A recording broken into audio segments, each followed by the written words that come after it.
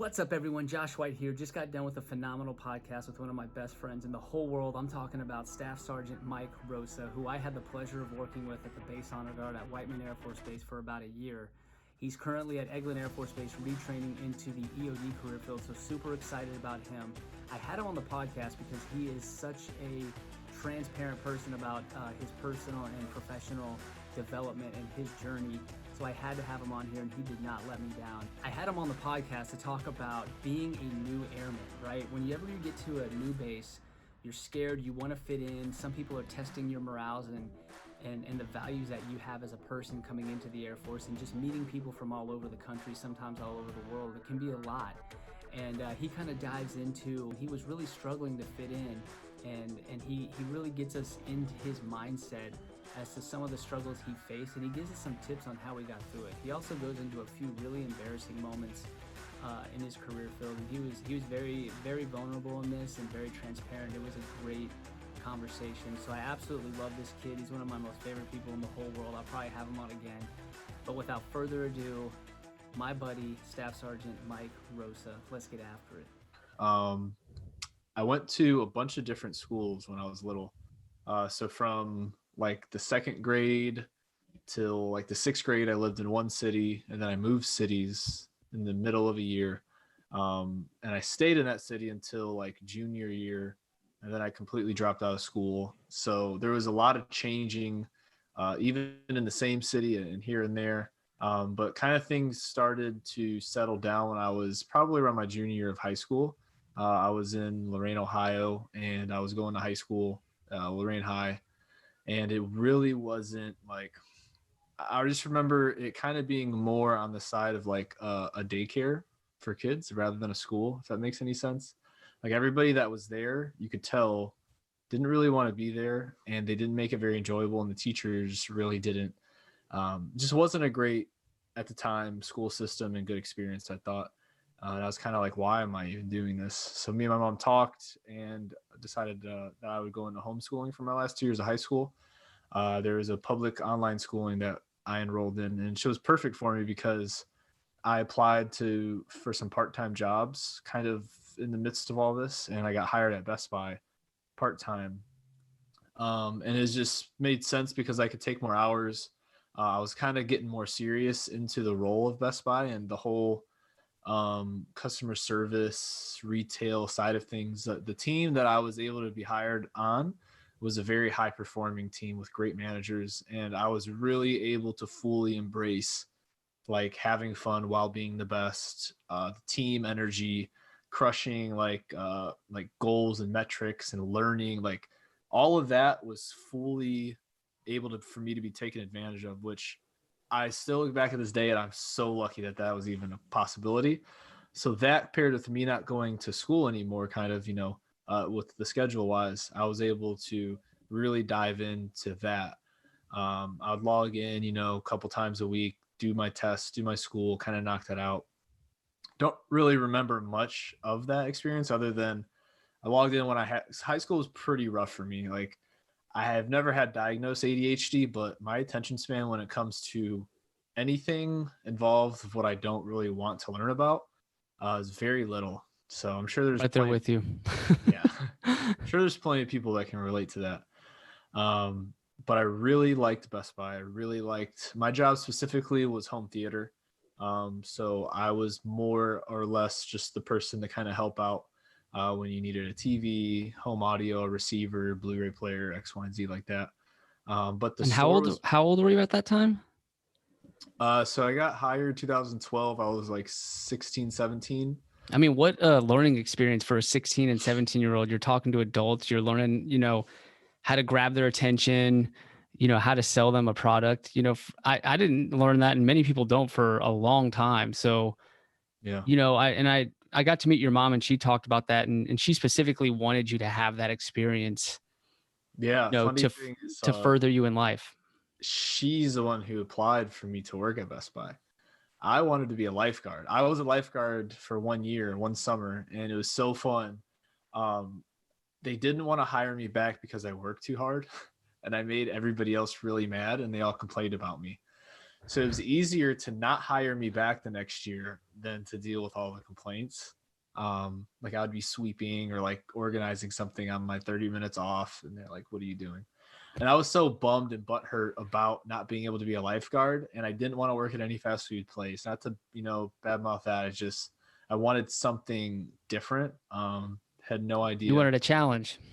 Kind of wanted something more like a challenge, yeah. So my mom applied for me to work at Best Buy, and I actually got accepted to a different store that was one of the lower performing stores in the company or in the district. And I got hired to what was a year after going to be recognized as the most profitable net operating profit store in the company, number one out of 1,600 stores nationwide.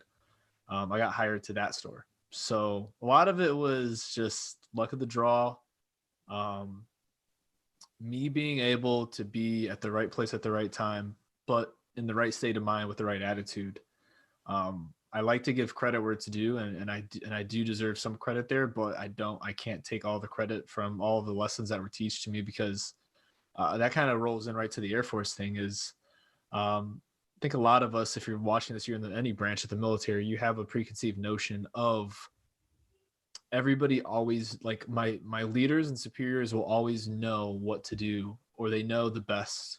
They know they have the answers, X, Y, and Z, and that's not always the case. And sometimes like you get led down this road where you're like, holy cow, they actually don't, carry out actions that I think are good, or I don't really agree with a lot of things they say, or man, this really goes against what I thought was right.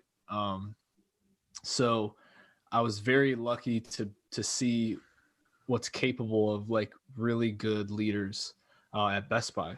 I will say this to the day, they're probably some of the best leaders I'll ever see in my life.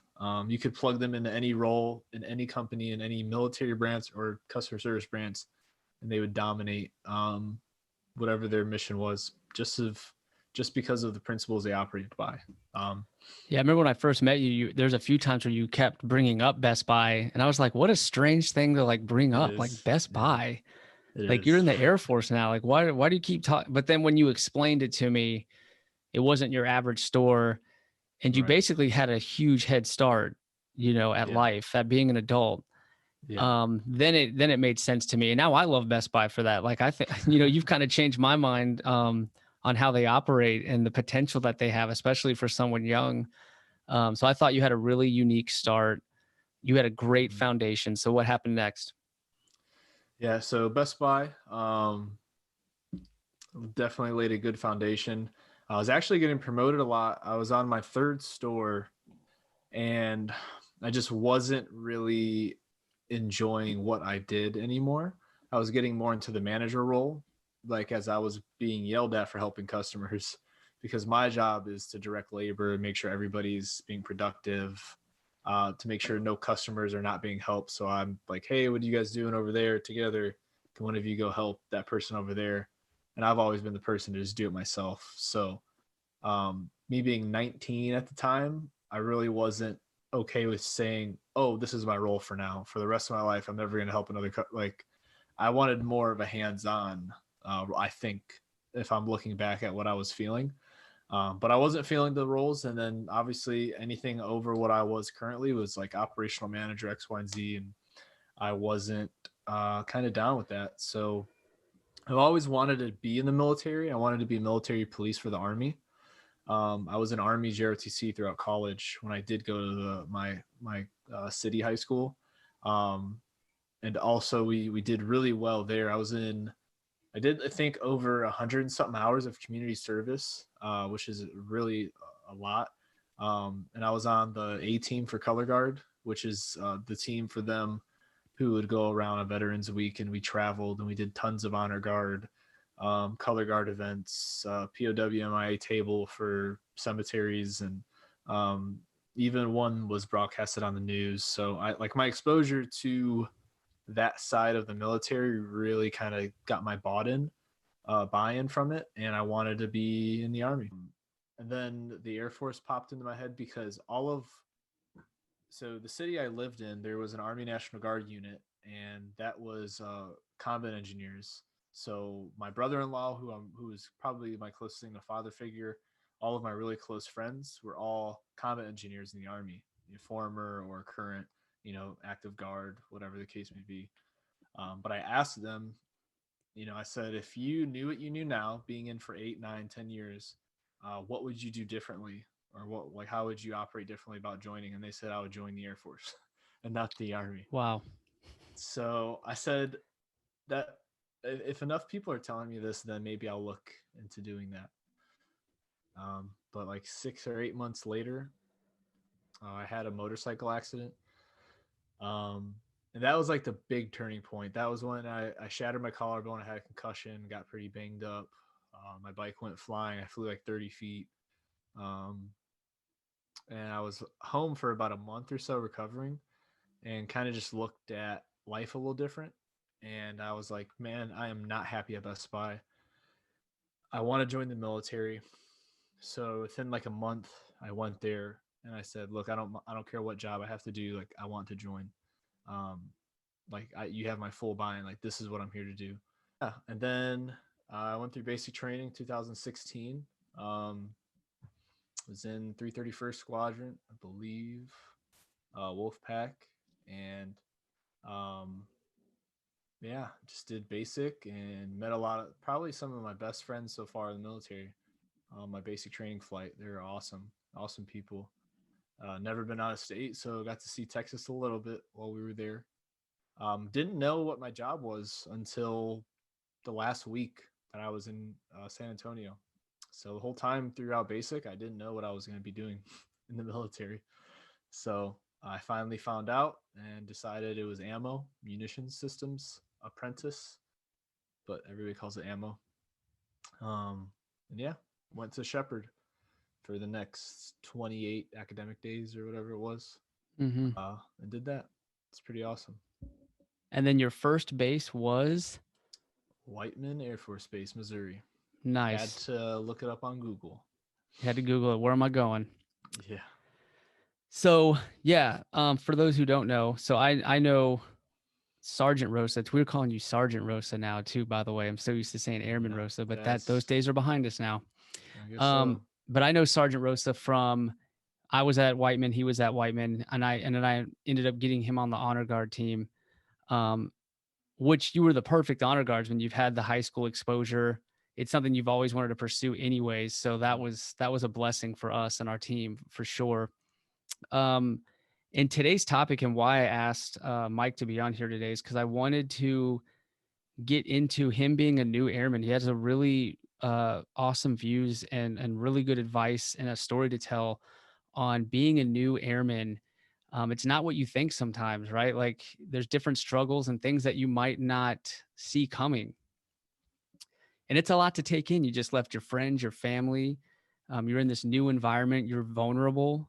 And so I asked him to be on here today to kind of speak on that. But before we do that, I do have the Heroes Gauntlet questions that I have to ask you before we get into the main reason why I asked you to be here today. All right. So you saw me do this on the other podcast a little bit, and I kept a few of those same questions because I thought they were kind of funny. So first question for you. What is your spirit animal? Spirit animal.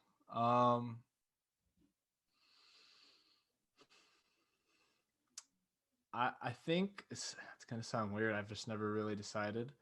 Probably like a lion cub. A lion cub. I watched The Lion King today, so it's funny you say that. Why a lion cub? I would never have thought. I thought you were gonna say wolf. No. I don't take myself that serious to like have my Facebook background be a lone wolf, verse or something. Like I definitely didn't guess lion cub. What's up with that? What is that for? So I've always had an obsession with Simba from Lion King. And that's kind of always been like, that's probably the only stuffed animal I've ever owned. And I actually still have from when I was a baby. Oh, wow. I have it with me. And my mom bought me a blanket. I don't know where it is. I think it's in my bedroom. And it's just something I relate to, kind of being the lion cub, kind of having a journey, ahead of me, being very curious, fearless, but also still dependent on others, And there's obstacles along the way, obstacles along the way. Yeah. Don't want to get right? eaten or anything. Yeah, the hyenas. Yeah. Yeah, I just like I said, I just watched it this morning, and That's cool. it's cool that my daughter's a little older now, so she has like extra questions, like why isn't he listening to his daddy, and Mhm. just the questions that pop up, and it's really awesome. But no, I love that Simba freaking rocks. I love Lion King. I never would have guessed that would have been your answer, but that was a great answer. What is your most admired leadership trait? Most admired leadership trait. I really, really admire a leader that can hold somebody accountable, um, hold everybody to the same standard uh, consistently.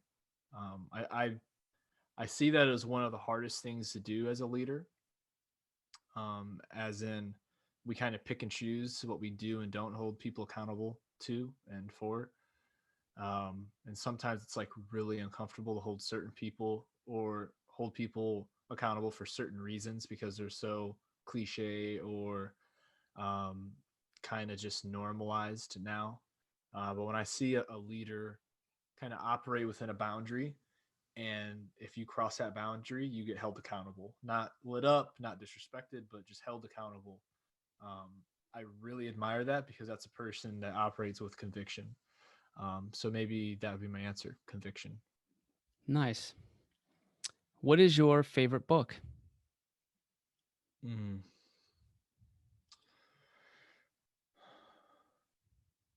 So it's between 12 Rules for Life, An Antidote to Chaos by Jordan Peterson.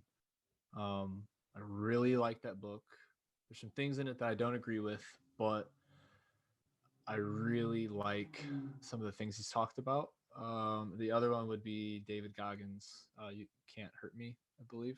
Yeah, Um, classic. it is a classic.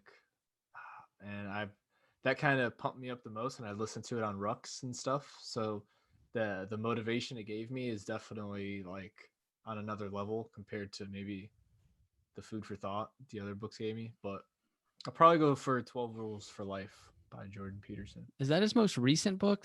Was that like kind of I believe recently, it or is that? is. It Yeah, I is think his I most saw an recent. ad for that. I might pick up that audiobook because yeah, I really like Jordan Peterson too. He's a really Mhm. unique guy. And then the last question I have for you, before we get into the main part of our talk here, what is a quote that you live by? Oh, it's pretty easy. Chief Wright quote that we that we made, "Man in the Arena." Oh, nice. Yeah. Um, Basically, the snippet from that, what I take and I try and operate by is, it's not the critics who count. It's the man in the arena who counts. The one who is is taking the beating, taking the potential failure, taking the risk, um, and the one who feels sorry for those. What does he say? Those old weary souls that may never know the feeling of defeat, failure, or success. So that's probably my most favorite quote, and I actually listen to that spoken by Chief Wright sometimes on YouTube. Oh Um, wow, that's awesome, man. Yeah. And just so just whoever's listening, Rosa had that, put on our radar as a really good quote to put up in the honor guard building that we worked at Whiteman. So we found out Chief Wright was coming to visit, and so we had that made by the Sawyers in Warrensburg, Missouri, who were doing some woodwork. We had to put up on the wall there, and when Chief Wright visited and Diamond One, Chief Pinheiro, they got to spend time with the team, and we asked him to sign that quote so that it could, forever be in the base honor guard building. it's And he pretty signed awesome. it, and it was a really special moment. It was really cool. So yeah, great quote to live by. It kind of gives you that perspective of you have to at least try. I can say the quote real quick. I just looked it up. Okay, go for it. So the full quote's a little lengthy, but it's not too long. So Theodore Roosevelt quoted, spoke this: "It is not the critic who counts; It's not the man who points out how the strong man stumbles or where the doer of deeds could have done them better. The credit belongs to the man who is actually in the arena, whose face is marred by dust and sweat and blood, who strives valiantly, who errs, who comes short again and again, because there is no effort without error or shortcoming. But who does actually strive to do the deeds, who knows great enthusiasms, the great devotions, who spends himself in a worthy cause, who at best knows in the end the triumph of high achievement, and who at the worst, if he fails, at least fails while daring greatly, so that his place shall never be with those cold and timid souls who neither know victory nor defeat. So when you listen to that, and you said you listened to it, more than one occasion, what does it mean to Yeah. you? Kind of rolls right into the topic we're about to talk to be honest. Oh, nice. Yeah. By the way, I forgot to tell you this, and I need to show you this. And maybe I can put a picture of this in the show notes. But my wife for Christmas got me that quote printed out so I can hang it up in the office. So another weird coincidence with one of your answers. Yeah. All right, man. So let's go back to Whiteman Air Force Base. You did your basic training. You did your tech school. You're at Whiteman. You're working in the munitions section back there. Mm-hmm. So why don't you run me through that experience? So if you're listening to this and you are in the military, you might be able to relate. I got attached to my first unit kind of the very first day. I rubbed everybody the wrong way. I was too motivated, and I wanted. I just kind of was too much of a good boy. For ammo, being a maintainer, it's a little different kind of a energy going on. Maintainers really, it's not like a motivational squadron. They have a lot of morale, but the way they exhibit it and the way they show it and kind of how everybody operates is a little different. I guess just the way I come off a lot of times to new people is that I'm kind of like I try and say the Air Force answer, or a motivational speaker, or kind of trying to make maybe the higher ups like me the way I talk, and because I always talk to them or other people. So I understand that the way I come off sometimes gives a poor impression. I've realized that, and they kind of took wind of that pretty quick. Just because of the base itself at Whiteman, people there tend to get stuck there. So they kind of get, I'm sure they came with their hopes and dreams, and then that slowly got, crushed. So anybody that comes there with any ounce of hope and dreams, they're like, look, buddy, let me show you how it really is here. You can't have hopes and dreams. And that's not what you want to hear when you're, No. brand new to the Air Force. I mean, you're fired up, you're ready to make change. And then, when you're starting to pick up on that energy, that's disappointing. Yeah. So a long story short, there was a couple situations that happened. Some of the workplace behavior. Since I was a manager before, one of my jobs was to make sure everybody had a safe environment to come to work to, meaning I wouldn't let sexual harassment, bad jokes, inappropriate stuff. Like, you couldn't really let that stuff happen just because there were so many different people at the time working there. Like, not everybody vibes with the same stuff and can take a joke the same way in different, sexes and whatnot. So there was some stuff going on in the shop that kind of teeter-tottered that line. And then it actually got done to me. And that's kind of where I, blew up and handled things maybe a little bit too like bold, like in the person's face, kind of held them accountable. And I already felt in the back of my head that everybody was against me. So I guess that maybe made it a little bit worse. I felt like I was like a laughing stock, right? Nobody took me serious. And like, fortunately though, I knew, even though not anybody agreed with me, that everybody said, oh, it's just a joke. That's kind of what we do here. Like, we're just messing around. That's what we do. That didn't really work for me because I knew that it's unacceptable is unacceptable no matter how many people are doing it.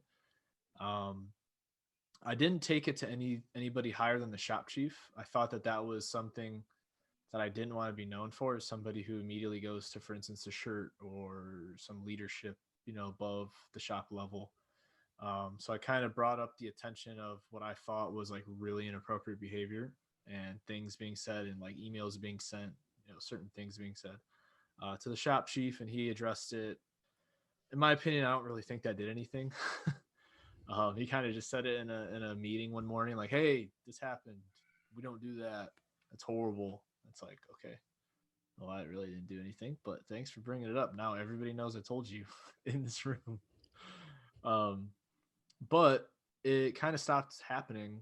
And I don't really remember it being that blatantly like accepted by everybody publicly and out there, and like that behavior wasn't so consistent. And one of the girls or women that were working at the time at my shop came up to me and was like, I know not everybody really likes what you did, but I really respect it because when I first got here, there was days I didn't want to come to work because like it was so bad. It was so uncomfortable for me to be at work, around like them and that person. This topic was being talked about X, Y, and Z. So, luckily that kind of reinforced my decision and kind of gave me some energy to kind of move on with that. So I didn't have a good first experience with my first shop. Um, didn't really fit in very well. Um, I was told that I need to cut the motivational stuff out. I used stuff, but that wasn't the word given to me. And I also did my CDCs in about 4 months. And when I was doing them, the only thing told to me was, you don't have to do them this fast. So there was really not a lot of positive reinforcement anywhere I turned, other than from my shop chiefs, but they're master sergeants. I was a new A1C, so um, I'm sure you're aware it's not very common in a work environment, at least for our shop, a pretty large shop yet, that those two will interact on a day-to-day basis. So yeah, I knew they supported me, but I'm spending 90% of my time with the other A1Cs, the other senior airmen, the staff sergeants that were there. Kind of looking back at it, I do know that everybody was probably just stressed. The staff sergeants were overworked, like they normally are in probably most career fields. EPRs they had 15 airmen a piece, 20 airmen, a lot of people in CDCs. This is that at the time where A1Cs needed EPRs. So there was a lot going on. So I'm definitely understanding some of the reasons why, but all I can tell you is it wasn't a very positive, like reinforced feeling that I got. Did you ever get to a point where like you just wanted to like walk away from the whole thing? Like, oh, I made a horrible decision? Or did you continue to motivate yourself, like especially when that other airman came to you and kind of fueled you a little bit, told you were going in the right direction? Like, I just feel like being new, like it'd be hard to bounce back from that. You know what I mean? Because you'd feel like so alone at that point. Yeah. You're in a different state. You're in the middle of nowhere. You don't know anyone. Like, how Right. the heck did you bounce back from that? So kind of, I talked to my mom a lot. I would call her, and we would talk, and she's always been really good. And specifically like her as a person, she's really good with kind of like a counseling type of talk. Like she listens very well and asks good questions. And, um, I always knew, like, I can tell when she's being a mom and I can tell when she's actually giving really good advice. And she gives really good advice a lot. So I do like thoroughly enjoy talking to her and bouncing stuff off of her. But I think the biggest thing for airmen in general, when they get to a base, and this is what I told my mom after, because I do, probably the biggest reason why I think I recovered is I do a lot of self-reflecting. Pretty much self-reflected every single day.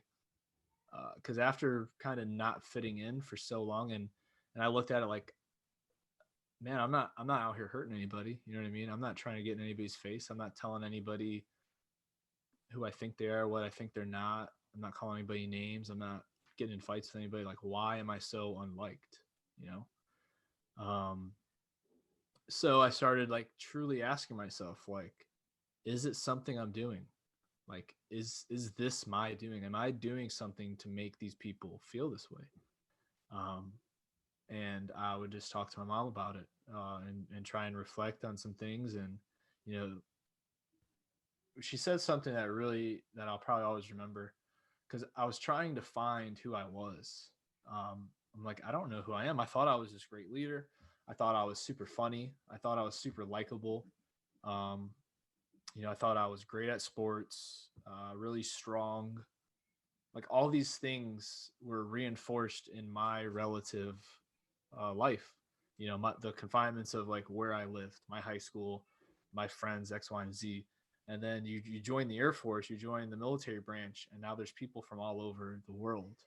Um, so things you self-identify with get challenged, and that got challenged really fast for me. I found out that I wasn't a great leader. I found out that I did well at Best Buy with the team I had. That was the reality. The reality isn't I'm a great leader. The reality was I did well there. That was extremely hard to come to terms with.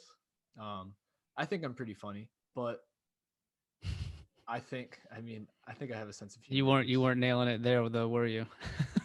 No. And I realized it's about, I kind of had a chip on my shoulder about everybody. Like I assumed a lot of other people. I had a preconceived notion of their thoughts and kind of their attitude. So you started painting this picture Yeah. and kind of creating this world of, I mean, you were in a negative environment. I think for any new airman that is stressful, but then it gets so much worse when you start making assumptions, assuming Yeah. every whispers about you, assuming that you're so isolated. And that might not be the reality, but it's the picture you start to paint in that It is. situation. Yeah, you obviously, we're like, our brains are really powerful. So things we convince ourselves will make them true. Like we'll make up the scenarios if we have to, and if they give us any bit to lead in that direction, our brains will conclude that that's it. They are out to get me. They don't like me. They are lazy. They'll never be X, Y, and Z, or we're too different. We're cut from two different fabrics, or whatever you're gonna tell yourself. But yeah, no, I got really depressed, really depressed, and it was very hard. So yeah, I did all this self-reflecting and stuff, and I got to the point where it's kind of hard to fight anymore with everybody. And that's kind of where I was like, man, if I need to change, like I'm willing to change, because this is hard to deal with every day. Like not being liked every single day and trying to stand up for what you believe in, and nobody else at least reinforces your opinion, is very hard. Very hard. So I started realizing who I wasn't, which I've been kind of hinting on, which I think is something, if not more important than finding out who you are. Because through the journey of finding out who you are, you're going to find out who you're not, and you need to know who you're not. Um, so I came to terms, like, I'm not the most athletic person. I used to be, but I'm not now. I'm not the funniest person. I'm not the best leader.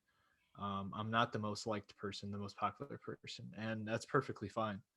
Um, but I knew that I could add value in people's lives while not being any of those things. I could be just who I am, and I bet that I could probably add values to people's lives, because I would go to the DFAC when I was in the dorms, and I'd be so sad, mad for whatever reason, right? I got my hoodie on, hands in my pocket, look down, go to the DFAC, do whatever. And I thought to myself, like, how selfish is that, to be so harped up on how bad you got it, that there's somebody else that's going through something, being away from their home, anxiety, fear, maybe the same thing I'm going through. But I'd rather have a pity party than to keep my eyes up, say hi to somebody when they're walking, and ask how their day went. I kind of I recentered my focus away from me. Um, so I made it kind of like a motto of mine or like a challenge of mine, that I was going to try to live more for other people than to worry about what's going wrong and how people don't like me. I wasn't going to worry about that. I was going to worry more on just being some somebody can look at and maybe be happy for 10 seconds out of the day more than they were. So I did that for probably 4 to 5 months when I was in the dorms. Um, and it became second nature. People started talking more to me. People were like genuinely happy to be around me. I made some friends in my work center. Things kind of turned around a little more. And I truly did kind of have more of a purpose at that point. I kind of knew a little bit more who I was, and even if there was some bad things going on, I knew that it would get better, and like there's still people that need me. So, I don't really have a whole lot of time to just worry about my own, first world problems.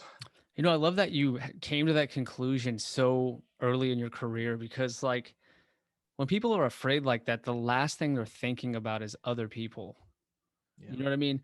When people are afraid like that, they kind of go into a survival mode, and they'll either join the crowd that they originally didn't agree with, join the good old boys, and kind of, even though they don't want to, but it's their way of surviving, right? Or they just check out and they never check back in. And so I really admire that so young in your life and in your career, it clicked for you to help other people, to be there for others. And the energy that you're putting out there, you definitely start to get back. It might take some time, Yep. but you start to make that connection, like, okay, I'm putting negative vibes out there, I'm going to get negative vibes back. But Exactly. if I start caring about people and just worrying about their well-being, somehow in turn things start to turn around for you, although you're not focusing on yourself 24/7. So that's a conclusion, hell, I don't think I made for I don't even know, it was a hot minute, if Right. I'm being honest with you. And so yeah, I think that's so impressive, man. I think that's such an awesome lesson that you learned that early on. Is that something that you still carry with you? it's a it's a conclusion that I came to in my head, but it's still in practice. I think that's something that you're gonna have to work on, to truly embrace it, in your every day to day life. There's still a lot of people that I just didn't get along with. There is some people that I just came to the conclusion like it's not worth my energy, to try and mend this relationship. Like there's certain relationships that I feel that you should always operate with a level of respect, but like other than that, professionally, like you don't have to be friends with everybody. You just really don't. Some people you just will never see eye to eye with. Um, and I'd still talk to those people, and we still were in the same work groups and here and there, and we'd talk and we'd say stuff. But other than that, like we kind of both knew that we just didn't really like each other, out of the professional environment. Um, and that's still a big thing with that. I think is a huge takeaway is to be able to, because like you said, it is very easy to just fall in line with the most, you know, uh, the most popular train of thought or the most popular behaviors, or like, oh, I'm not going to wear my uniform correctly, I'm going to put my hands in my pocket, I'm going to drink while I'm walking, I'm going to not wear my hat outside because everybody else is doing it, I'm not going to salute the national anthem or the to the colors in the morning, because like it's, who wants to do that when it's 30 degrees outside, I'm trying to get to work. So all like there's tons of things just like those that are popularly accepted and are kind of like things that happen in workplaces, um, and all because they're popularly accepted, and even if they're accepted by the shop chief, the first sergeant, the commander himself, I kind of liked knowing that I have a moral compass and that nobody can take me off of that. Like I know what is right. It's just my decision if that's something I think is worth fighting for, and standing up for. Because that is another thing which I think picking battles is a huge, um, it's a huge skill to kind of like know. I guess, or to be able to evaluate what battles you want to fight, because you'll have battles, but some of them just aren't worth fighting. No, I totally agree, man. You don't want to fly off the handle Yeah, every single time something rubs you the wrong way. I mean, yeah, you drive it's yourself just crazy at that point. cool. So yeah, picking in, kind of having that barrier in front of you, that barrier of positivity and knowing who you are and not just letting anyone break that barrier, not just letting anyone through it, right? Unless you absolutely need to step in and say something. Um, Right. so yeah, man, I'm right there with you. And I think anytime you go to a new work center or a new base or whatever the case may be, if it's new people, new challenges, you kind of have to reset and you're going to start. I mean, just me being here at Yeah. Eglin, for example, I learned so many lessons at Whiteman, was on top of my game, but then being thrown into a new career field, new employees, new environment, I'm noticing I'm feeling the same way I felt, when I was new at Whiteman, in 2016. Yeah. And so those feelings, it is ongoing. It's not a one and done deal. You're going to be challenged again. It's going to come up again. And that self-reflection is huge, and everyone does it different. I Yeah. do it on long runs, for instance. But that self-reflection and just reminding yourself of your values and who you are, and staying true to that It is really is. huge. And that's you, man. That's what you're all about. You're all about staying true to yourself.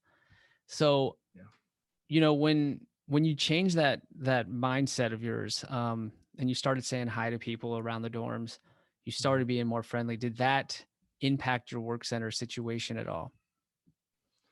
It did. I kind of also realized that I'm very introverted.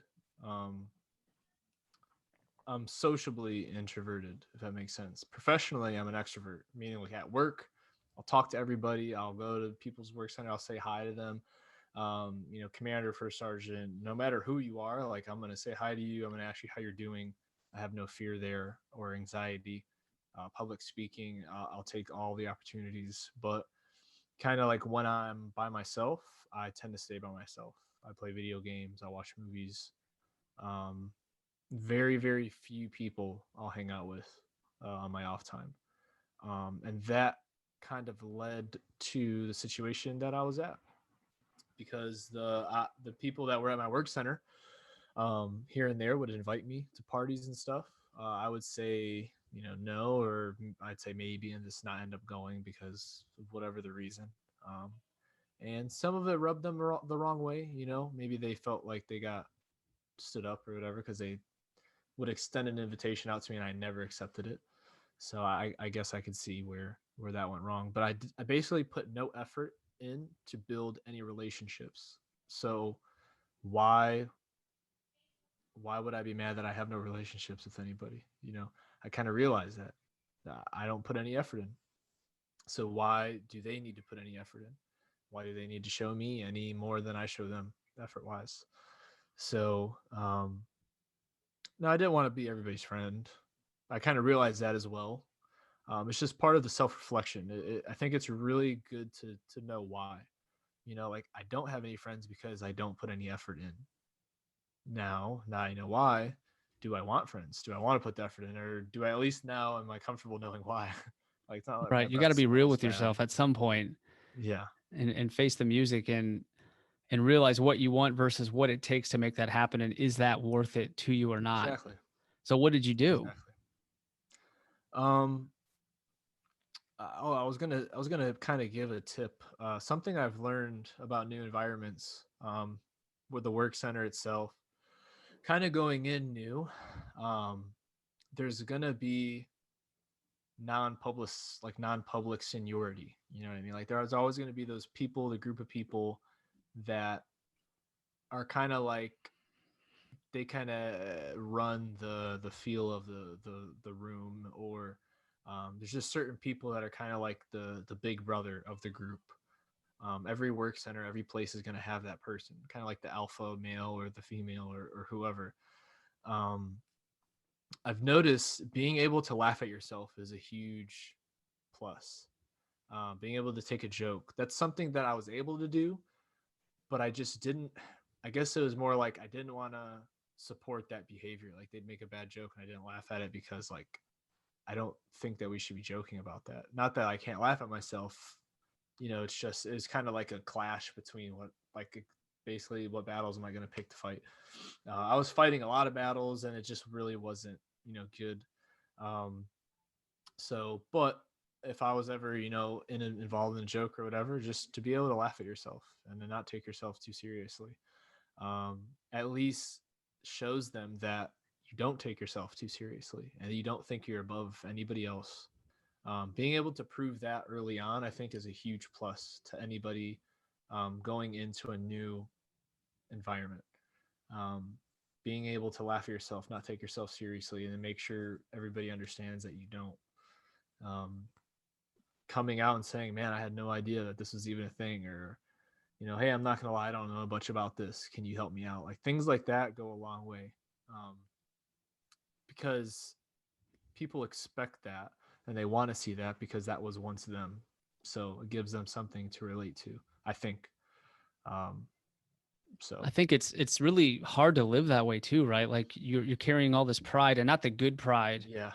You're carrying like the negative type of pride where Mm-hmm. you can't take any criticism. You analyze everything everyone says, and no one can relate to you on a human level because of these barriers. And just full disclosure, there was a base of mine that I was at. It was the first time that I volunteered to go to counseling because I was in a toxic workplace and I just needed help. I needed tools. I needed someone to help me out because I felt like I was going crazy.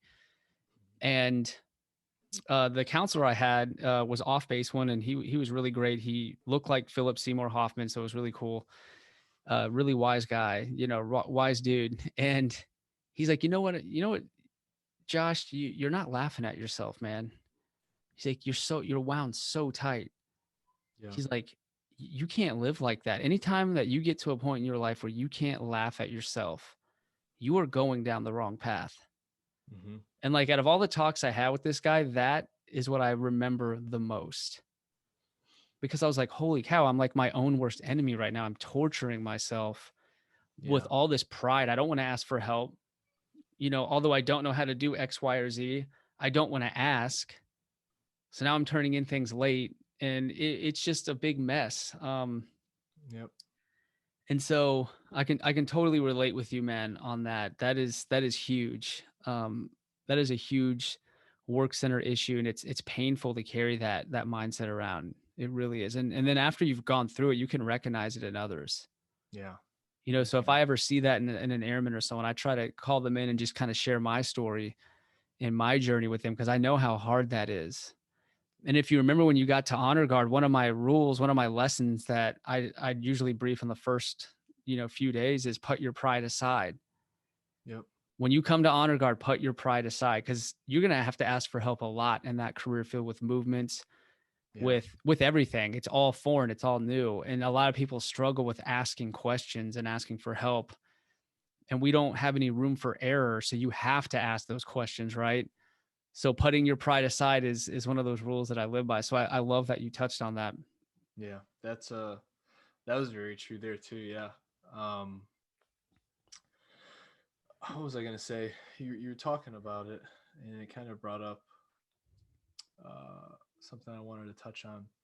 Um, but definitely, I mean, that was one of the biggest things that kind of helped me and shifted my I kind of wasn't so uptight is because like my whole school situation, I really wasn't, I didn't have a very great education. I was switching schools a lot in elementary and middle school.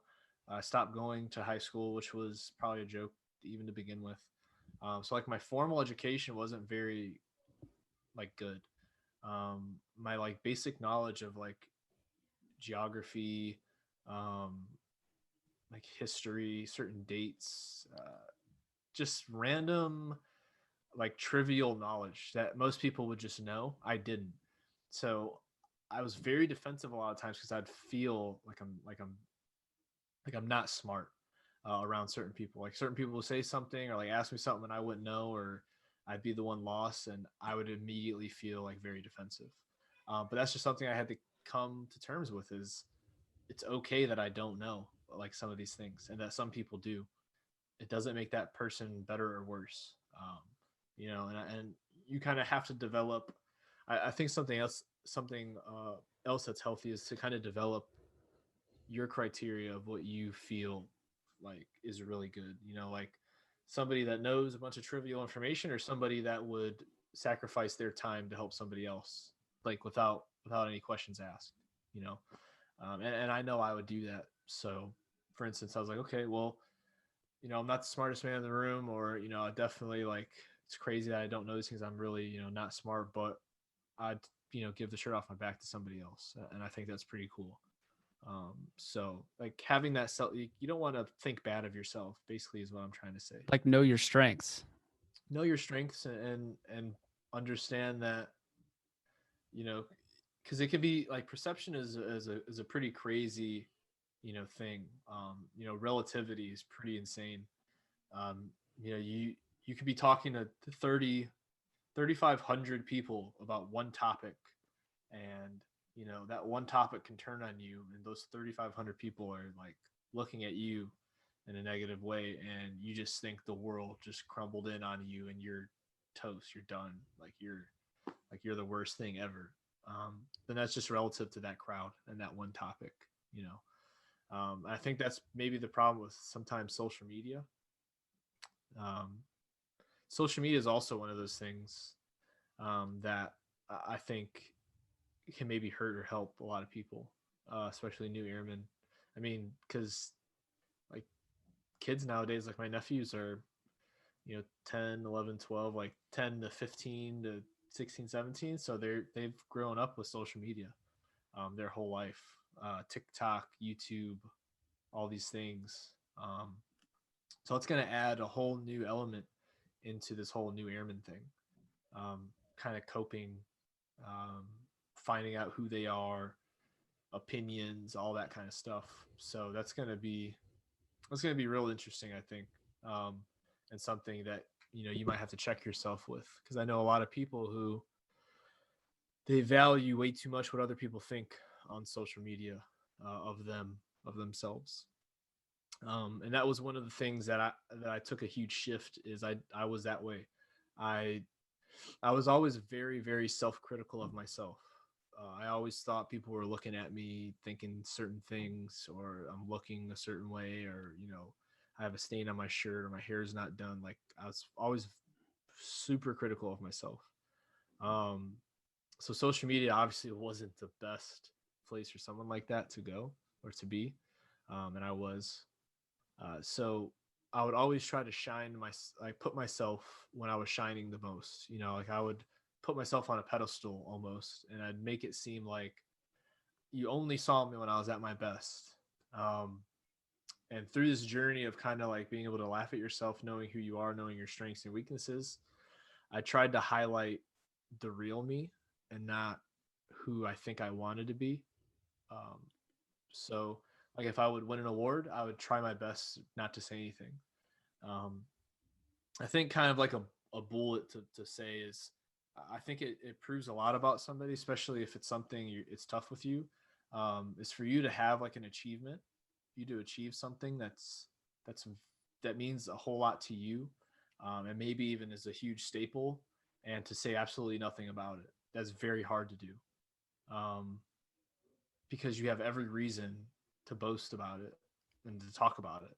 You have every reason, and everybody is going to be happy for you. But for me to not talk about it was something that I knew would challenge kind of like the old me, and kind of see if I can do that.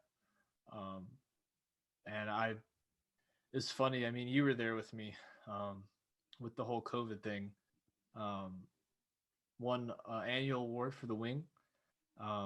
Basically got no recognition for it other than an email. And that was the toughest year for any award winners across the Air Force. And we don't talk about it because it's like first world problems. Yeah. But I do know that some of the 12 outstanding airmen of the year for the Air Force. I know you obviously that won.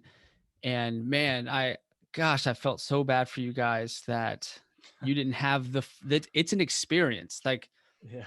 those annual awards they're very hard to do, and it's an experience in itself. And it's kind of like an all about you moment. It's Right. really special. So to not have that, it just that crushed me, man. That really did. I felt so bad for y'all. So it was hard because the people at my career field, Muns, they knew I was an honor guard, and they would see here and there that I'm doing good. But I never really thought they understood like how much I devoted into that. Um, so I guess I thought that like me going to an annual awards banquet and pictures and X, Y, and Z and all this stuff would kind of be like a wow, like he really did. Like he really went above and beyond. He wasn't just an honor guard, like he really went above and beyond in this thing. I guess I thought that would be like physical proof and validation that I did that. So that was something that I never got, which I really don't need. I guess the biggest the drawback was my mom was going to come down, and that was she really hasn't been involved in any of like my success in the Air Force or military. Even JRTC, I've probably won 20, 30 competitions, like first place trophies, all the stuff. She never was able to go to one because she worked, 12-hour shifts at the hospital. So um, I kind of invested a lot into that recognition, more than just the recognition for myself, but like I kind of made it a big thing. Um, but it was almost like I was forced to not get recognition for these achievements because of COVID. So it's funny to see that. I got selected for staff sergeant. I put staff sergeant on. I got the honor guardsman of the year. I got the award from ALS. Yeah, you were a Levito winner, and that's another John similar Levito. situation where it was at Levito, Yeah. which is like a huge honor. Obviously, I mean Mhm. that's so impressive, so hard to do, and that's such an awesome thing that you did.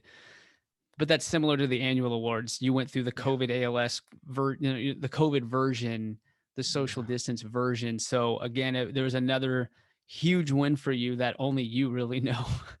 Like Right. you and like your mom and a few friends, and like that's Yeah. it. And I ended up putting it on Facebook, but I did it more because like I want my friends and family to be updated on what's going on, and there wasn't a whole lot going on with COVID. But those are, for instance, like you said, those are wins that you didn't get the big, the whole big 9 yards in the show and the pony show and all that. Like the dog and pony show. It wasn't really like people weren't clapping and cheering, and all that for you. So I enjoyed being able to do great things out of the spotlight and to not ask for any attention from it. I think that grew my character a lot. It kind of forces you to, Yeah. right? Because now you're like, well, I didn't get any of the big show of it, right? Like, what can I take from it then? Like, and it kind of forces Exactly. you to look at it differently. Yep. And I have a similar situation, kind of, and it was when I was 13 years old. I was at the Washington Reagan International Airport, and I met the singer Maya. Now you probably don't know who that is because you're too I know young. Maya. I know Do Maya. you know Maya? Yeah. And she was a big deal at the time because of this Lady Marmalade song that she was in. And so I had a trip to New York City, and I just got back to Maryland, and I saved one picture on my disposable camera for a celebrity because I thought I would see one in New York City, and I never did. But I had that one picture left on the disposable camera. My aunt takes the picture of me and Maya. I mean, I'm just so starstruck. First celebrity I've ever met. She's so nice. I even got to hang out with her for a little bit. Get the picture with her. I am bragging to everyone in school. I'm telling everyone I met Maya. We hung out. I have proof. Of course, no one believes me. All right. My aunt never pressed the flash. And the Oh picture no. and the picture never came out. And I was dubbed a liar at school, that I was just full of it. It was all fake. And I thought that picture was everything to me. I needed that picture, Yeah. to be happy, is what I thought. And then I was forced to look at it differently. Okay, Josh, you didn't get the picture. You still met Maya. You still, but She still, she gave you a hug. You gave you a hung hug. out with her. You got to spend time with this person. Like, that's the win. Yep.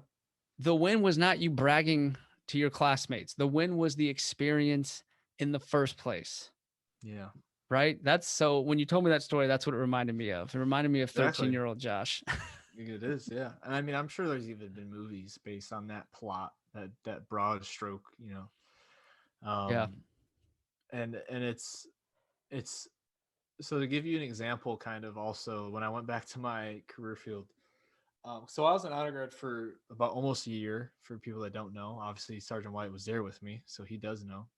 Um, but yeah, so to go from being a nominee, right, for honor guardsman of the year, talking to 4-star generals at the conference in DC, um, talking to and sitting with Chief Bass at the time. It wasn't the Chief Master Sergeant of the Air Force. Um, doing all these things, right? And then boom, I go back to Muns and I'm just a senior airman at a new, and I PCA'd. So I went to a new shop and I knew nothing. And people thought of me as not nothing, but just a senior airman. So to not let yourself get a bigger, like to not let you get a bigger idea of yourself than where you are, I think was also something I really needed to do, because you can get some exposure at an early age, at an early state in your military career. You can get some pretty high exposure. You can get some certain things that happen to where you might think you're kind of higher than some other people. Um, I just kind of look like stepped away from the picture and just thought it was really funny that one week I'm doing, you know, a military funeral honors for a 2-star general and talking to 4-star generals and command chiefs, and the next day I'm in a break room with like senior airmen talking about how we're going to store 5.56 rounds, and they all think that I'm just some random senior airman that did honor guard and laugh about it because I was so lazy and that I wasn't coming to work when it was 30 degrees, you know, but we were outside, you know, in the cold, you know, standing completely still for an hour in the wind. So kind of being able to go through those hard times, that experiences, having those successes, having X, Y, and Z happen, and not having to explain to anybody what, why, and where. Being perfectly content with somebody thinking less or more of you, not giving them an explanation, kind of like being okay with who you are and what you've done by itself. Not expecting any recognition from it, not expecting anybody to say, "Oh my gosh, I can't believe you did this," or "Wow, tell me about this." Like, about the only person I expect that from is my mom, um, because she's my mom and she'll always do that. I could tell her I ranked up in my video game and she'd be happy. um, I so love that. I yeah, love that, man. I'm struggling with that too right now, as you kind of already know. But yeah, I'm coming off that high too. I'm coming off that wave, man. yeah, The it is a momentum high. that we built, it feels like it was never ending. It feels like it's never going to stop. And we were on this ride, and that was it. That was the rest. That it's just going to keep coming. Yeah, It's going to keep coming. And it was just so unexpected. One win after another. And like you said, we get to yeah. have dinner with Chief Bass, and one day Oh yeah, Chief Wright's hanging out with us the next day. And yeah, you just as a human being, you expect that to keep going. You expect it to keep mm-hmm. going, but there's going to be dips. There's going to be pauses. And if you focus so much on how fun it is and how big air quote it is, you kind of lose perspective of what's important, I think, which is just Right. being the best you wherever you're at. Yeah. You know what I mean? I got here to public health at Eglin. I'm flying high, man, and I get here and I know nothing. I've only done public health for, 4 years total out of my 16-year career. I have this amazing reputation, but it doesn't mean anything here. Mm-hmm. I can talk about it. I can show pictures, Yeah.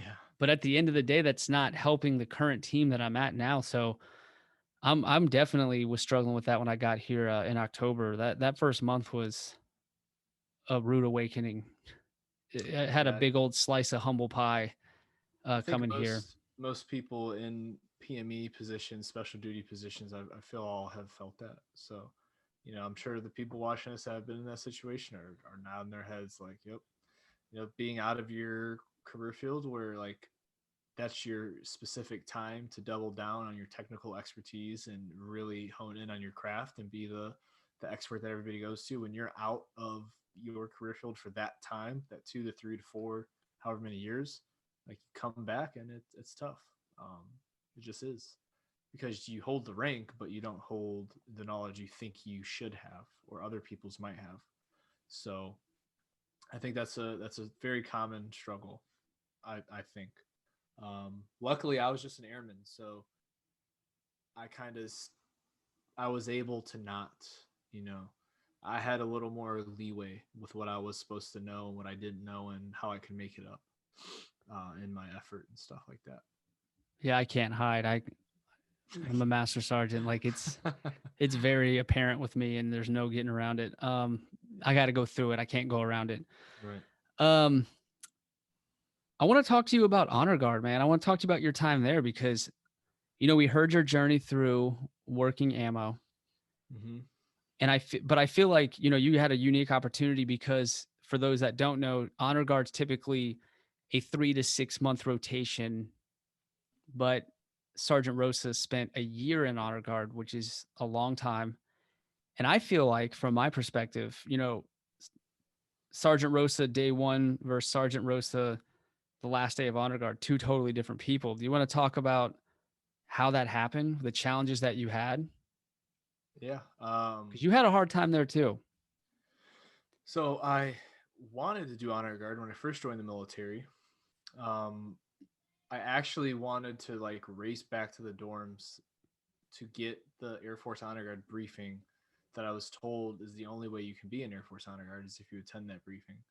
But I was in Beast Week at the time, so there was no physical way that I could have got the briefing. So I came to terms that I'll never be an Honor Guard. And then I heard there was a such thing as Base Honor Guard. And I kind of was like, wow, well, that sounds awesome. So I got to the base and everything, and all that stuff was going on, and I was more involved. Like my vision was more, my attention was more inward, and I was kind of focusing on myself and things like that. So as I'm doing that, and things start turning around at my job, and I kind of feel more where I'm comfortable at. Like, okay, I'm doing this job. I started becoming, a senior A1C there, like somebody that's been there for a while. I was the one they're choosing to like go on the like important jobs and stuff. So like I was vibing, a little bit, and I was really becoming productive and kind of getting my group of friends that I really liked there. Then they hit me with do you want to go to Honor Guard? So it's probably the very first point in my career where I almost didn't want to, just because I was cool with where I was. I was on my way towards getting my 5 level and all that. I already did my CDCs, so I think that's one of the reasons why they even saw me, because I was just an A1C as a 3 level, which normally, most people that go, they like your kind of your CDCs to be completed. There's kind of very little upgrade training that has to be left. But yeah, they let me go, and I decided that I do want to go. I thought that it'd be an opportunity I wouldn't want to let slip, so I decided to go. And I guess I was filling a spot for somebody else that was unable to complete their term, so it was just like a 5 or 4 month slot. So yeah, we decided to do that, and my idea of it was totally different from what it was at first. But I so I don't know. I guess the job itself was pretty awesome. The people there at first might not have been who I guess I would choose to represent Honor Guard at first, which obviously just that kind of introduced its own like kind of topic. Is I soon realized no matter what position, no matter what job you have, where you have it, there's going to be people in those positions. Some people don't hold the same value or standards that you do. And if you don't agree with that, then it doesn't matter what the job is. It's not going to be getting done because those people are their own persons. You can't control them. So the first time at Honor Guard, the very first group that was currently there when I filled in, I didn't really get along with a lot of them. Kind of some similar reasons is I guess I held the standard a little higher than most people. I mean, you kind of know I didn't get along with some other people all that well because I was just an airman. And I really didn't have a say in how things were done or what they were done. But there were some things being done that I was like, I don't know. That doesn't really, I don't really like, that we're doing this, and maybe the family can see us at a funeral, or this is being done or that's being done. Um, so it was an awesome opportunity, and I was like proud to have that opportunity, and it meant a lot to me. But in the same sense, it was hard to enjoy it because of some maybe how things were being done in some aspects. So it was like it's a good and a bad. It was like a mix of both at first. And so, you know, you made it clear to me that you were all in. Yeah. And Yeah. I could tell, I think most people that have been in as long as I have, we can tell, we can spot potential, right? Especially when we need help. And I needed help. Right. And just your energy and your attention to detail. And, you know, immediately I was like, this guy's going to work out great here. And you even injured yourself and I couldn't use you, had an opportunity to switch you. And I didn't switch you because I was like, we can't let this person go. Like this airman is too, there's Is that when something I broke different. my wrist? Yeah. I was like, there's something different. Of course, you breaking your wrist was the best thing that ever happened to us because that then puts you on the project to make our Okay. video showcasing our team. And you got with Airman Sari from PA, you guys in a week put together this video. That video went all the way up to Global Strike and then to every FTAC in the Air Force, and is really the kickstart of when it all turned around for us. And that's all because you hurt your wrist. Yeah, I was playing Mun's A team, and we were Mun's B team. Our team was called Dirty Mike and the Boys, and we were playing Mun's A team. And I was looking at the third baseman, and in my head I was like, I'm gonna hit this ball so hard at his chest right now. And I was like, just don't whiff. And they threw the ball up, and I swung, and I was so concentrated at hitting the target that I didn't let go of the bat, and I snapped my wrist. So yeah, Jeez. that's how I broke my wrist. Wow. Not a very cool story. I forgot that part. But the next point I wanted to get to was that, you know, we had lead trainers as kind of like fill-in supervisors in a way to kind of keep eyes and keep tabs on the rest of the team. Yeah, it was pretty wild. As like my eyes and ears from where I'm sitting. And so you were put into a leadership position, you know, really quick. And I remember there's moments where like, I remember the day you threw your hat across the room and stormed out. But like by the time you left, you know, from my perspective, like you had a lot more patience for people. It seemed like. Yeah, I had to I guess I had to learn that it's not healthy to take complete ownership of something that isn't yours, like Honor Guard. Honor Guard wasn't mine, and part of me believed it was based on how much I put into it and the effort and how much more I cared than others. I guess I thought I deserved to own it more than other people, right? I just had to come to terms with the fact that I need to let their journey, their 6 months here, be their own journey. I need to let them make good and bad decisions on their own. I can't be the one, because I would be a different person if nobody ever let me make bad decisions. I'd be a completely different person.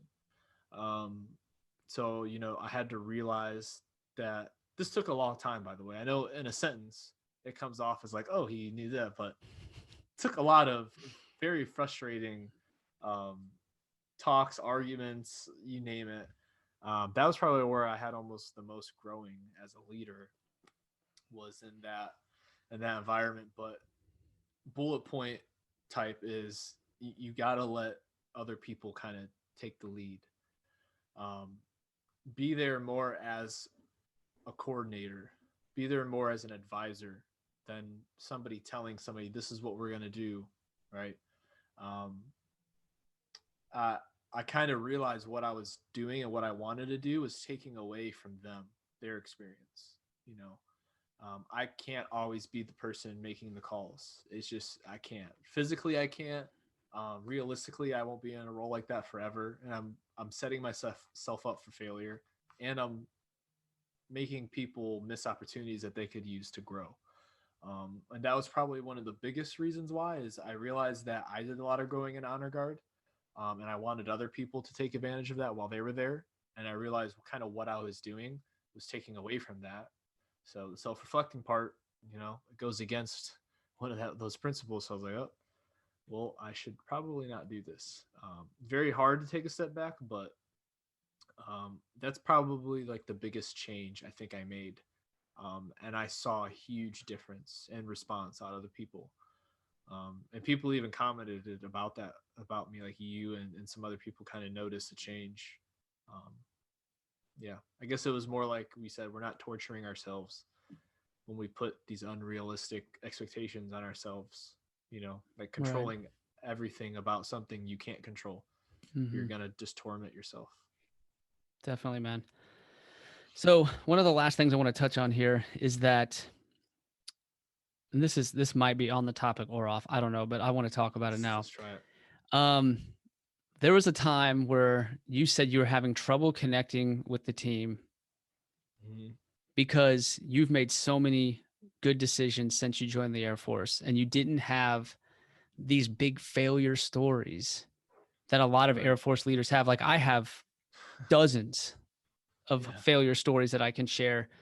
And I think you appreciated those stories. And then you kind of started to realize, crap, I don't have that story to relate with these failures. And I don't want to say that because then it sounds like I'm like Mr. Perfect that never makes mistakes. So you were kind of caught in this weird headspace, but you ended up getting that failure story. And after it happened, I reminded you, I said, hey, remember when you said you didn't have a failure story? Now you do. Oh man. Why don't you tell us what that story was and what you learned from that story? That's one of the moments, like we all kind of have those situations in our life that happen, maybe more than once, probably a lot more. Like we'll have a conversation with somebody and we'll be in like the shower or something, and we'll just think about it and we'll be like, oof, like cringe. Like, I can't believe I said that, or I can't believe I did that. That situation will forever be a very cringe-worthy situation. So just to give a little bit of like background, for Honor Guard, we kind of knew that there was a change of command coming up, and that people were going to have to be selected for the wing commander, brigadier general. And so a 1-star general, change of command, pretty big event for the wing. I kind of knew I was going to be involved in it, and also I knew I wanted to shadow / help. What's the name of them? Public affairs. Not public affairs. Protocol. My bad. Yeah, I'm wrong too. I was thinking the same thing. God, why do I always do that? Protocol. It was protocol. You got in my head. God bless it. I helped protocol set up the change of command as well. So I went there for that week that they were setting it up. That was also crazy exposure. Like I was in meetings with 3 or 4 people, like the executive officer of the commander and the commander. I never knew the protocol was that dialed in with like that level of leadership, because they're so behind the scenes. But like once you get to know them and who they deal with, like they are at the top all the time, constantly. They're the reason everything happens. Yeah. So me being involved firsthand in that was just like exploding my head of myself. Like I just thought I was the most awesome person, and like I know all these people now. I'm talking to like master sergeants and chiefs and stuff about like, oh no, we got to do it this way. And it's so horrible, just the way I was talking and the way I let myself come off. And so you're saying it got to your head a little bit. Got to my head. I actually helped make the pamphlet about like seating charts and stuff. And on the pamphlet, it had the itinerary. The itinerary has the time of when the change of command starts, when things happen, at what point this happens, you say this, I say this. The script, everything. So it was not only was it known because our names were in the pamphlet that I was doing the color guard event, I made it known to the new commander that was his very first day at Whiteman. He was a colonel, and I said, "Oh, hey, just saying hi.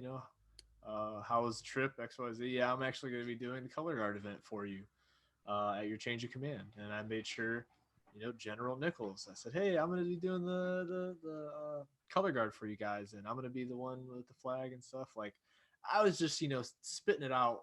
No matter who was around, I made sure they knew that I And got you were this. spending time with the 8th Air Force Command Chief, Chief Melvina Smith. She I was in was. attendance. And she definitely knew that, hey, Yeah, she knew. we got this locked down. The one and Mhm. only senior airman, Michael Rosa, is taking command of a team, and he is going to nail that colors In front of the event whole base. And in front just of the just whole so the base. listeners know, typically my schedulers would coordinate with protocol directly on the time. However, because we had a unique opportunity here where we had an honor guardsman also helping protocol, And we somebody on the inside. we completely relied on Sergeant Rosa for the arrival time and the start of the event. So go on. So we're already kind of hinting at the plot here. Right. So basically, I messed up the times in my By how head much? by an hour. By an hour. Luckily, we still show up early. 45 minutes early. Yeah. And so Which, that entrance, that walkway, that hallway into that hangar was the most so yeah, awkward walk of all of our lives. so it was in a hangar. So give them the setting. So the change of command is in a hangar, which is an open hangar, big garage that will fit a plane.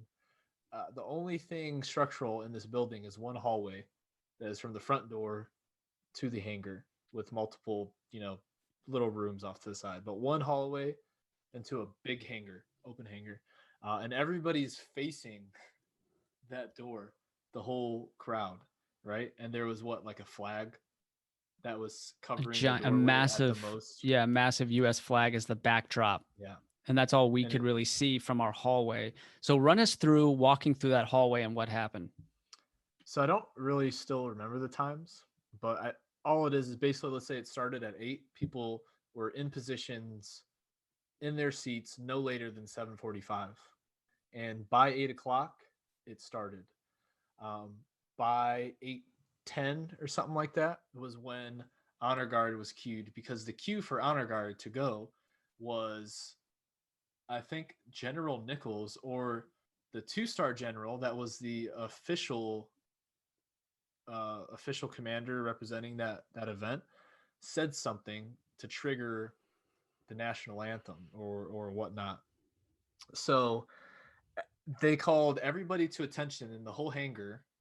The command chief of the base, brigadier general, the new commander of the base, and the 2-star all were at attention, and we were not in the building for about, I think somebody said, I think Del Porto was there, and he said it was about a minute and a half to 2 minutes before we actually walked out. So we show up, and I'm still in a great mood. I'm still thinking like, oh, I'm gonna talk to Command 8th Air Force Command Chief. Hey, look at this. This is gonna be my flag. Look at our uniforms. They're so nice. So we come rolling in, and people are giving us some really weird looks. And it's dead silent too. It's also dead silent, which is really weird because normally before an event, people are talking, and 3, 4, close to 800 people or whatever talking sounds a lot louder than dead quiet. We kind of realized Did you on our see own. their faces? Do you remember how they looked? They looked like they saw a ghost, right? Yeah.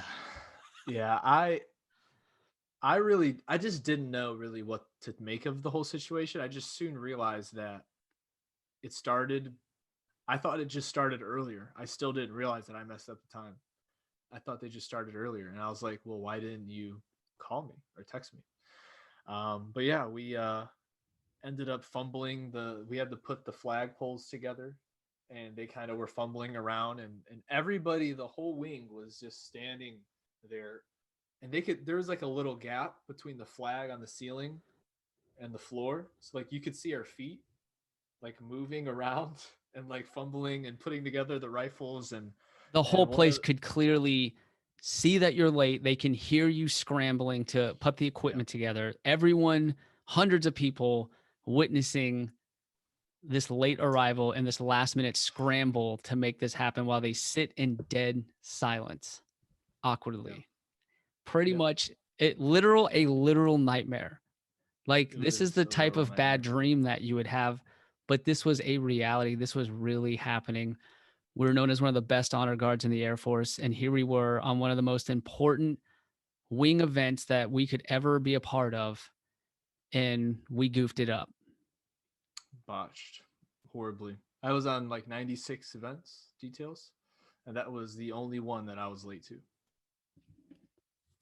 Wow. So made it count, I guess. Yeah. So now what I want to know, what did you learn from that? What did you take away? Oh man, that was one of those things where no matter what you take away, like that's just a horrible experience that you never want to be in again. So um that was a big let the process that's already established kind of work itself out. Like don't okay, before I even say that, don't boast about things that you're going to do before you do them, because you might mess them up or not do them well. So I guess that's probably the biggest thing more than We anything. just made it so much worse by, Yeah. you know, just raising the bar on how amazing this was going to be. And Yeah. the more that we put into it beforehand was made the outcome 10 times worse than if we just didn't say anything about it at all. It was all in all horrible due to what we did and what we kind of hyped it up to be before. So, yeah, if you're ever going to perform or do something, an event, a performance, an action, a speech, I would not put any standards on that before you do it.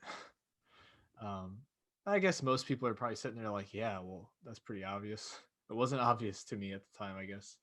I just have done so many of them that there was no room in my head for failure. So I let that get the best of. We let that get the best of us. We've done it so many times. It was impossible for us to fail. It was that wasn't even a possibility in our head for us to show up at a late time I or think wrong. that's the definition of complacency. Yeah, it is. You know, Yeah. we became complacent and assumed that we could do no wrong, Yep. essentially. And boy, did we. What else did you learn from that? I felt really bad because of what I did to my team, the position I put my team in. You know, those people had zero control over when we went and how we did. Technically, yes, they could have looked at some emails and said, "Oh, this is this," but they did their job as a member and trusted their leaders. Um, and they thought like they have high standards and they like to do things very well, and they like to do things at like the best level that it can be done at. And I made it impossible for them to succeed at something that they were put to do, and that was probably the most bitterest feeling. Like I messed up really bad, and I eventually got over it, and I knew that even if I messed up two more times, like we kind of talked about earlier, I know who I am and I know what I have to offer. Everybody's gonna make mistakes, and you can't, you know, classify somebody by their mistakes. Um, Depending on how many you have, but you know what I mean. So I didn't let that get to me, but it never like what I did to my team kind of stayed and resonated the most. So I just wanted to make sure I never put my team in the position to fail, because I kind of made them fail without even giving them the opportunity to succeed, and that was probably like the worst thing ever. Dang, So man. that Yeah. I learned a few lessons from that myself on my end where I was sitting. So I don't attend every event, every funeral, every colors event. Obviously, this particular one, very high vis, and we don't have many events that large on our own base, right? So, of course, I went, and I'll never forget that walk down the hallway where, again, it's completely silent. So I thought no one was even in the hangar. I thought, man, we must be here like real early. I didn't realize they just called the room to attention and they've been sitting in a dead silence for 2 minutes at that point. Um, and I remember seeing Walt, who runs protocol, and I was like, hey, I just felt like I was on top of the world walking through that hallway, proud of my team. Hey, hey. And every look that I got was like they had saw a ghost, because in their mind, we were already set up and out front. So when they saw us come in, they had this look of horror on their face. And I thought, man, that's odd. And then someone finally snaps out of it, because they were in a state of shock to the point of not even telling us to get out there. They were so caught off guard by this. Nobody was like, hey, you guys. But finally someone did and said, oh my God, you guys should be out there. And then panic set and everyone just started like freaking out. And oh my gosh, you want to talk about a slice of humble pie. My God. From my end, the lessons I learned were kind of like what you already touched on,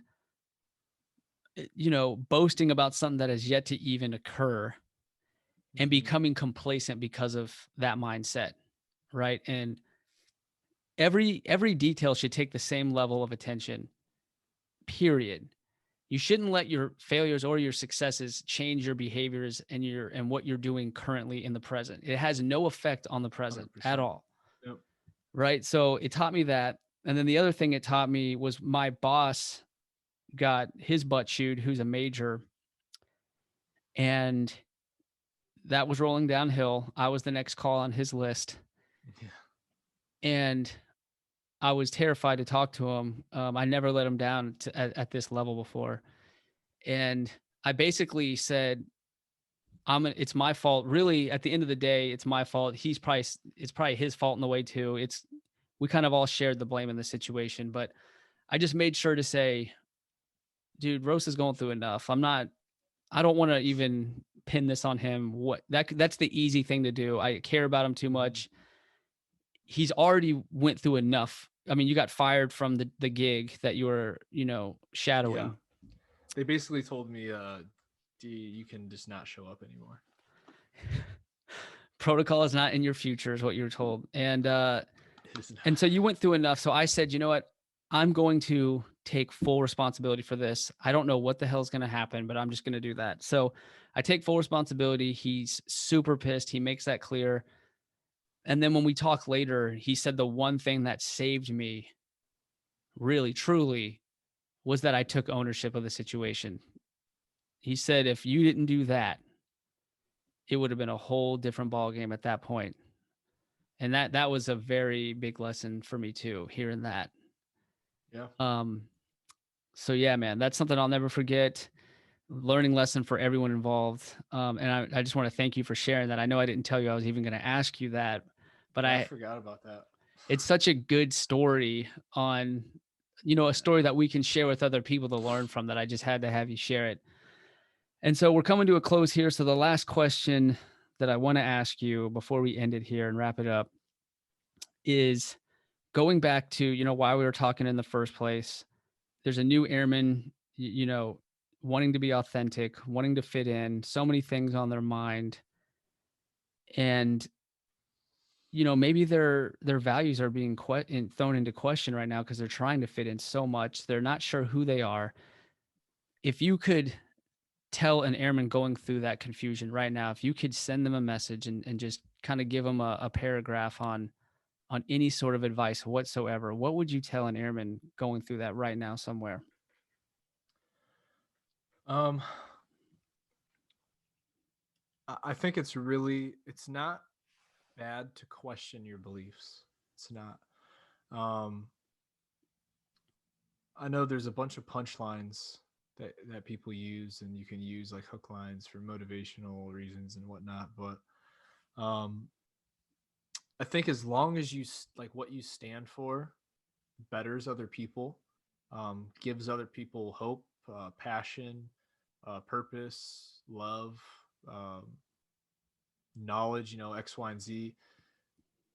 I think like you need a good criteria to filter your beliefs.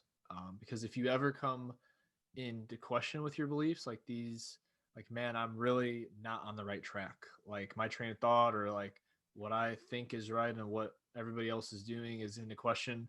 Um, as long as you have a good solid foundation of what your why, like why you believe in what you believe in, I think you can always fall back onto the sole fact that the mass majority of people, what I soon realized is there's somebody benefiting from the way things are currently.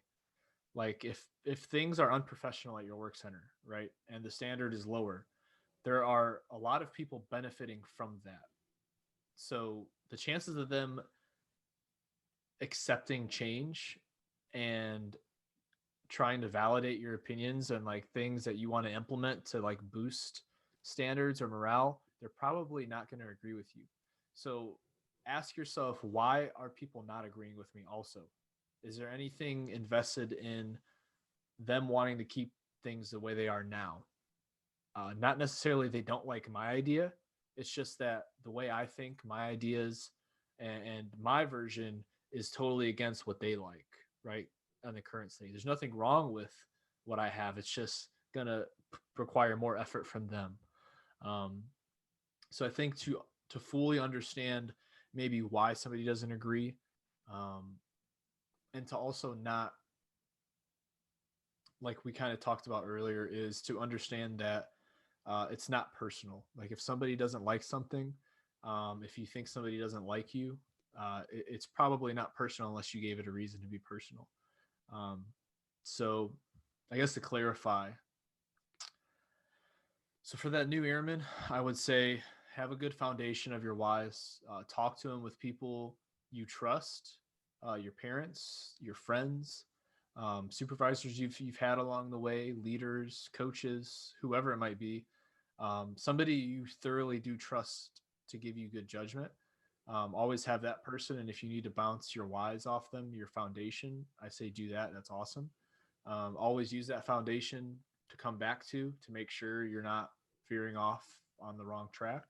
And at the end of the day, if you're getting pushback from tons of people, sometimes it's worth thinking that you might be going down the wrong path. So it's just one of those things, you're going to have to develop your own process of reflection. You're going to have to develop that. You're not always going to get it right, but if you work on developing that, the journey will become a lot easier in a couple of years. And you'll be somebody that not only can help yourself reflect, but you'll be able to help others reflect, and kind of sort through their beliefs and kind of decisions they make. So I guess that's some food for thought, I guess I could give. Hell yeah, man. And hopefully someone does listen to that and it does take something away from it. But anyways, Mike, we're going to wrap it up here. I'm going to have you on again. Obviously, you're one of my best friends. You're an awesome guy. You're very philosophical. So basically the perfect person that I would have as a guest, possibly a co-host too, going forward. We'll see. And how, if you like this experience at all. But I just wanted to tell you, thank you so much for taking the time to do this, for being authentic and letting us kind of in your headspace and sharing your strengths and your weaknesses. And, it was a really good talk, man. So thank you so much. God bless you, and everyone listening, take care. Cool. Thank you. All right. So I'll stop the recording.